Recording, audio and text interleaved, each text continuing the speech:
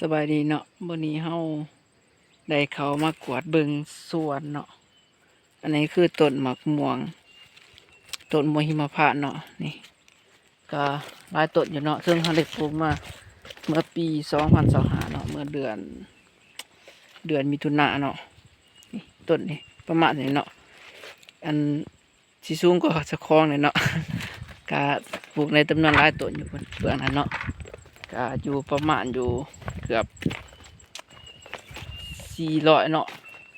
อยู่ในสวนต้นนี้เนาะ400กว่าต้นเนาะแต่ก็มีต้นน้อยอยู่เนาะต้นนี้ซึ่งต้นนี้สวนเฮาหกอยู่เนาะบ่ทันได้อนามัยเนาะมื้อนี้มีเวลาว่างก็เลยเข้ามากวดเบิ่งเนาะว่าผลงานเป็นแบบใดเนาะนี่ก็งามเติมเนาะคือต้นมันซึ่งมื้อนี้แม่นวันที่9 พฤษภาคม 2026เนาะนี่ก็คือต้นมันนี่เนาะน่าจะประมาณ1.40 เลยเนาะความสูงนี่เด้เกือบสิสูงสำจะคลองเลยเนาะอย่างอีก10%ก็สูงก็จะคลองเลยเนาะอันนี้ก็คือสวนที่เฮาปลูกเนาะจะเป็น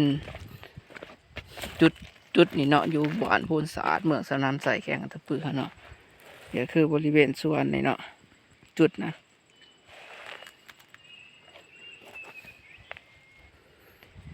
มาเลาะติดตามเบิ่งว่าอีกปี2029เนาะว่าเฮาสิได้เก็บผลผลิตหรือสิเป็นจังไดเนาะก็เลาะติดตามเบิ่งนำกันเนาะเป็นจังไดก็ฝากคอมเมนต์เบิ่งว่าควรปรับปรุงอยู่จุดใดเนาะก็สามารถคอมเมนต์ให้กำลังใจหรือว่าเพื่อเป็นแนวทางในการบำบัดรักษาเนาะสวนหมากม่วงหิมพานต์เนาะถ้ามีความรู้ก็สามารถคอมเมนต์แลกเปลี่ยนความรู้กันได้เนาะเพื่อเฮาจะนำไปปรับปรุงแก้ไขสวนเฮาเนาะนี่ก็คือต้นที่กำลังงามเนาะ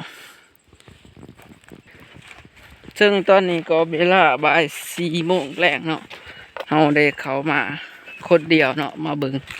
สวนเนาะแต่ว่าสวนเฮาก็ยังหกอยู่เนาะเด้จะเป็นต้นม่วงเฮาต้นนี้ก็ใหญ่เติบแล้วเนาะนี่นี่อันนี้คือต้นนี้ก็ปลูกเมื่อปี2025คือกันเนาะจุดนี้อันนั้นจะเป็นโซนล็อกหนึ่งอีกเนาะแต่นั้นจะเป็นโซน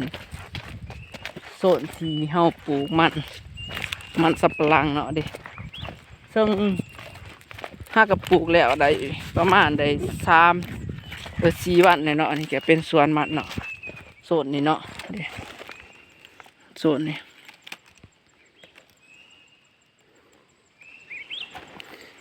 อันนี้จะเป็นบริเวณที่เฮาปลูกมันเนาะนี่อันนี้จะเป็นบริเวณที่เฮาปลูก ต้นม่วงหิมพานต์เนาะจุดนี้เนาะ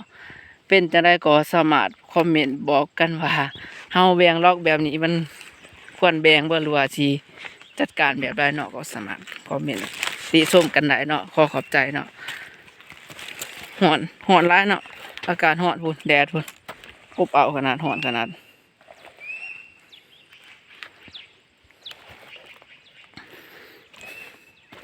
ซึ่งพื้นที่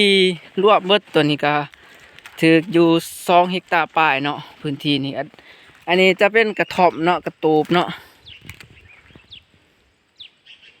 กระท่อมกระท่อมเก่าเนาะที่เฮาได้อาศัยอยู่ช่วงเวลามันแดดร้อนเนาะนี่จะเป็นกระท่อมเก่ากระท่อมเนาะกระท่อมบ่แม่นกระท่อมกระท่อมนี่ได้3 ปีแล้วเนาะแต่ว่าเฮาอาศัยอยู่ช่วงบริเวณที่ช่วงเฮาลกมันกับมาปลูกมันแล้วก็มาดูแลสวนอนามัยสวนเนาะแต่ว่าเฮาบ่ได้อนามัยนี้เป็นเวลา4 เดือนเนาะซึ่งมันก็หกหลายเติบนี่เนาะอันนี้แต่จุดนั้นยังเป็นดงอยู่เนาะเป็นดงเป็นโขกเป็นป่าอยู่เนาะกับจุดนั้นยังเป็นป่าอยู่เนาะซึ่งในส่วนนี้เฮาก็ได้ปลูกหลายอย่างอยู่เนาะหลักๆก็คือมะม่วงหิมพานต์อันที่2ก็คือไม้ขยุงเนาะไม้ขยุงซึ่งไม้ขยุงได้ปลูกในจำนวนหลายเติมในจำนวนอยู่200 กว่าต้นเนาะแล้วก็ไม้แตะแน่ไม้ดูแน่แล้วก็แตะคาแน่เนาะซึ่งได้ปลูกในจำนวนหลาย สำหรับคลิปนี้เนาะก็สีมีเพียงเท่านี้ก็ฝากคอมเมนต์เบิ่งว่าการแบ่งของเฮามันเหมาะสมอยู่บ่หรือว่าสิควรแบ่งแบบใดเนาะก็ฝากตำหนิที่ชมได้เนาะก็ขอขอบใจเนาะอันนี้จะเป็นเขามาในเหือนเนาะในโรงเหือนเนาะมันจะอันนี้นามันจะดำแน่เนาะเพราะว่าตากแดดมาเนาะคลิปนี้ก็สิประมาณนี้เนาะขอขอบใจเด้อผู้ชมทั้งหลายเนาะนี่